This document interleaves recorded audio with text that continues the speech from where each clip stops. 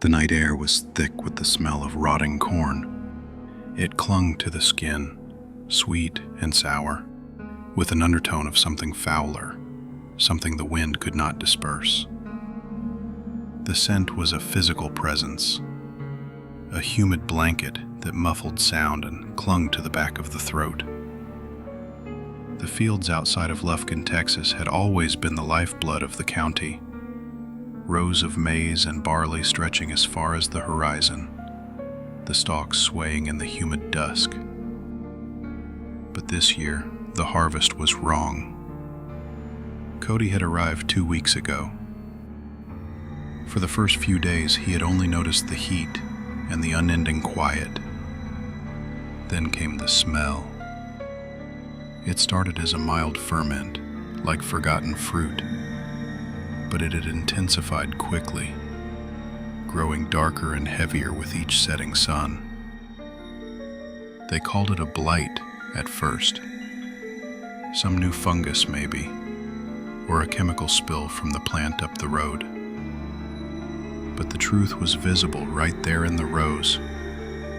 The leaves turned black overnight, curling in on themselves like burnt paper.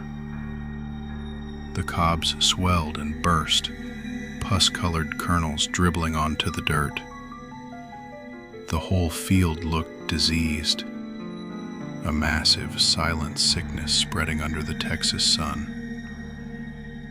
The stalks were too tall, too thick, and the silence in the day was unsettling. No birds sang. The usual rush of insects was gone, replaced by a heavy, unnatural hum that Cody couldn't place. He never liked the farm. He was a city boy through and through, but he'd come out here for the summer to help his cousin Trey after the old man's hip went out. The farmhouse was a single-story rectangle of fading clapboard, perched on the edge of a corn sea. The windows were always dirty, and the porch sagged in the middle like a tired smile. Inside it smelled like coffee and mildew, and the floorboards creaked under every step. Tonight, Trey was already in the kitchen when Cody came in from the barn. He was hunched over the table, staring into a mug of instant coffee, his face drawn and pale. There was a fresh bandage on his forearm, bright white against the farmer's tan. "Hey," Cody said, dropping his backpack on the floor. "You okay?" Trey looked up, eyes bleary. "Yeah, just tired." "You finished with the generator?" "Yeah, it's running, but I had to use duct tape on the fuel line again. It won't last." "That'll hold." Trey's mouth twitched. He wasn't looking at Cody. He was staring at the doorway. "You see anything out there?" "Just a raccoon." Cody hesitated, wiping the sweat from his neck. "And I thought I saw something in the corn. Like a person." Trey's eyes narrowed, instantly alert. "Describe it." Cody shrugged, uncomfortable with the sudden change in Trey's voice. "Tall, skinny, kinda jerky?" "I don't know, it was probably just the wind." Trey grunted, then pushed the mug away with a rough shove that sloshed the coffee. "Don't go out after dark, not even to the barn." Cody tried to laugh it off, but Trey didn't join him. The silence was thick. After a minute, Cody went to the sink and poured himself a glass of water. He watched Trey out of the corner of his eye. The bandage was already seeping red at the edges. "You need help with that?" Trey shook his head, too quickly. "Just a scratch." But Cody remembered the way Trey had been limping when he came in, how he'd yelped when he caught his arm on the fence post. Not just from pain, but from a deeper shock. He remembered the dog. Biscuit, the old man's dog, had disappeared 2 days ago. They'd spent hours calling him, but only found a patch of fur snagged on a stalk, the skin underneath raw and chewed. Trey had lied to the old man, telling him a coyote must have gotten him. But coyotes didn't chew, they tore. After dinner, Cody went to his room and shut the door. The single bedside lamp cast a sickly yellow glow on the faded wallpaper. He lay on top of the covers, listening. The sounds of the night were amplified. The generator's distant, weary hum, the creak of the porch, and now the sound of Trey moving. Trey wasn't sleeping. Cody heard him pacing in the kitchen, slow, dragging steps, then silence, then the low, muffled sound of retching. Cody pressed his ear to the thin wall, hearing only the faint, sickening sound of liquid hitting the sink. He thought about going in there, but the memory of Trey's hard, pale face and the intense, secretive look in his eyes stopped him. He didn't want to know. He tried to distract himself with his phone, but there was no signal. There never was. The only text he'd received all week was from his mom, asking if he'd remembered to take his allergy meds. That simple, mundane message felt like it belonged to another world entirely. He must have drifted off because he woke with a jolt, adrenaline flooding his system. The generator was still running, but the noise had changed. It was struggling, gasping for fuel. And under that mechanical cough was a wet, choking sound, like someone trying to cough up a lung, followed by a heavy, uneven dragging. He sat up, heart hammering. The house was dark except for a faint light under the kitchen door, which cast a thin, sickly wedge of yellow onto the dusty hallway floor. Cody crept down the hall, every step a gunshot in the silence. The door was ajar, a crack of darkness against the light. Trey was at the table, head bowed, clutching his arm. Blood dripped from his fingers onto the floor. The bandage had come loose, and beneath it, the wound was black and swollen, slick with fluid, pulsing with every heartbeat. The skin around the edges was bruised, a deep, awful purple, and the wound itself looked less like a cut and more like a rotting perforation. Trey? Trey looked up, his face twisted not just in pain, but in sheer, terrified recognition. "Help me," he whispered, his voice ragged. "Please." "It's moving." Cody grabbed the first aid kit from the pantry and tried to rewrap the arm. But the flesh was already sloughing off, the skin sliding under his fingers like wet clay. It smelled sour, like the corn, but worse, concentrated. Trey gritted his teeth, tears tracking paths through the sweat and grime on his cheeks, and squeezed Cody's shoulder with a strength that felt wrong. "Listen," Trey said, panting the words out. "If it gets worse, if I start acting funny, you lock me in here. You hear me? Don't let me out. Don't look at me." Cody nodded, his hands shaking so violently he could barely hold the bandage. He finished the wrapping and cleaned up the blood as best he could, using old kitchen towels he knew he'd have to burn. Trey slumped back in the chair, breathing shallowly, his eyes closed. He didn't say another word. He looked like a man already dead. Cody didn't sleep. He sat on the porch, shotgun across his lap, watching the corn for movement. He ignored the smell of rotting corn, focusing instead on the cold, clean weight of the steel on his thighs.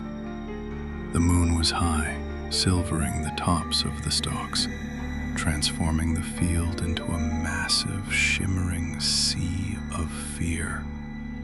In the distance, something howled. A fox, maybe, or a coyote. But then, closer, there was a different sound. A low, guttural moan, rising and falling. Not quite a voice, not quite an animal. It was wet and broken, like that cough, stretched out and amplified by the miles of silent farmland. He tracked it with the shotgun, moving the barrel in slow, agonizing sweeps across the horizon. But the sound never stayed in one place long enough to pin down. It slid through the rows, a bass note of pure suffering accompanying the rhythmic thump of the old generator. He found himself counting the seconds, waiting for the next moan, the next click or shuffle. When the sounds stopped for long stretches, his imagination took over, filling the void with images of biscuits' raw, chewed fur, and the black, pulsing wound on Trey's arm. He pressed his back against the peeling clapboard of the house, feeling the faint vibrations of the floorboards inside. Trey was still in there. Every creak from the hallway, every shift in the house's old frame made Cody's grip tighten on the shotgun. Was Trey asleep? Or was he just waiting? Was that shallow breathing he'd left him with in the kitchen still holding? Or had the foul thing that had replaced the corn blight finally taken root? The house felt like a cage. He almost wished Trey would make a sound, any human sound, to cut through the dread that was thicker than the air outside. A shadow passed quickly over the yard, too large for a bird, too low for a plane. He raised the shotgun, sweat stinging his eyes. Nothing. Just the corn, swaying. He stayed fixed on that spot for 5, then 10 minutes, his muscles aching. He finally lowered the gun, the metal cold and comforting in his hands. It wasn't until a thin gray line began to bleed into the horizon, the promise of dawn, that the sounds changed. The moaning didn't stop, but it became unified, less disjointed. It grew into a persistent, low roar, and the movement in the field was no longer ambiguous. It was a clear, relentless push. He saw them just before dawn. Figures in the field, moving between the rows, their bodies crooked and unnatural. Some crawled on all fours, dragging themselves through the mud. Others stumbled upright, arms hanging at their sides. Their faces were masks of decay, eyes sunken and black. The skin was the color of bad milk, drawn taut over the bone. When the first one reached the edge of the yard, Cody recognized the tattered remains of a neighbor's overalls. He fired a warning shot into the dirt. The thing didn't flinch. It kept coming, mouth open, hands clawing at the air. Cody pumped the shotgun and fired again. This time the head exploded in a spray of bone and gristle, but the body kept twitching, scrabbling at the ground until it finally collapsed. The smell of gunpowder mixed instantly with the smell of rotting corn and foul flesh. Cody ran back inside, slamming the door behind him. He needed to barricade. He needed Trey. Trey was gone. The kitchen chair was overturned, and a trail of blood, fresh, dark, and heavy, led out the back door. The window above the sink had a smear of dark fluid on the glass. Cody followed the trail, heart in his throat, past the barn and into the field. The sun was rising, burning off the mist. Everywhere he looked, the corn was alive with movement. Dozens, maybe hundreds of those things, pushing through the stalks toward the house. He found Trey at the edge of the property, kneeling in the mud. His shirt was torn, and his skin was the color of old meat, glistening with moisture. The black wound on his arm had burst, and the surrounding flesh was tearing. He turned when Cody called his name, and for a moment, there was something human in his eyes. A flash of Trey's fear and Trey's sorrow. Then it was gone, replaced by a dull, ravenous hunger. He lunged. Cody barely got the gun up in time. The shot took Trey in the chest, knocking him flat. He didn't get up. Cody stood over the body, breathing hard, until the moans from the field grew louder, closer.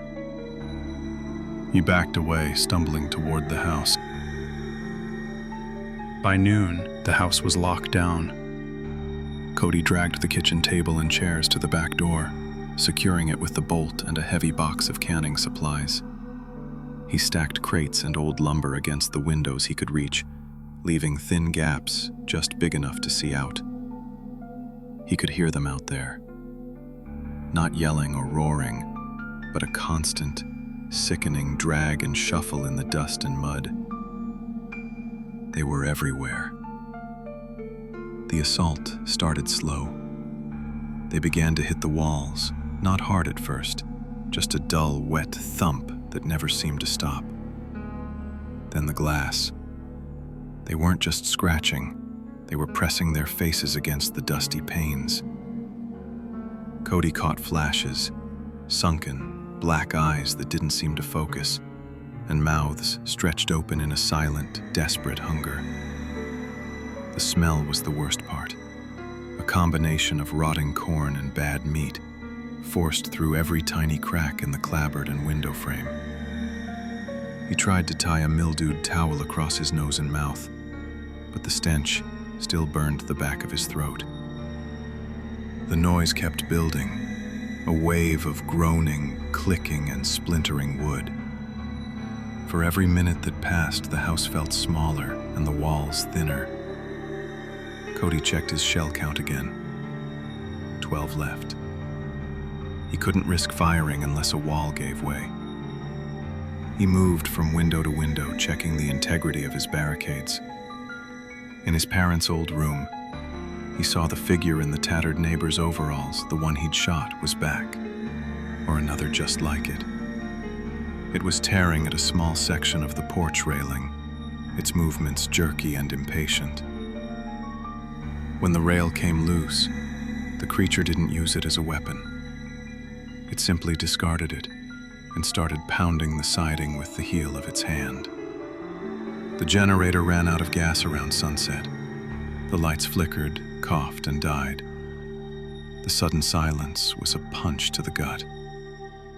The low mechanical hum that had been his only comfort for weeks was gone. Now, only the sounds of the dead mattered. They didn't stop. Without the generator's noise to drown them out, the wet, choking sounds were louder, closer, more personal. Cody retreated to the living room, sitting with his back pressed against the central fireplace, the shotgun cradled in his lap. He felt the vibration of their hits not just in the walls, but through the floorboards and into his bones. He knew the wood wouldn't hold much longer. He thought of his mom, of the city, of all the things he'd never get to do. He thought of Trey, and the last look in his eyes, a flicker of recognition before the monster took over. He loaded the shotgun, chambering the first shell with a loud metallic slide, and waited. The night air was thick with the smell of rotting corn. The waiting was over.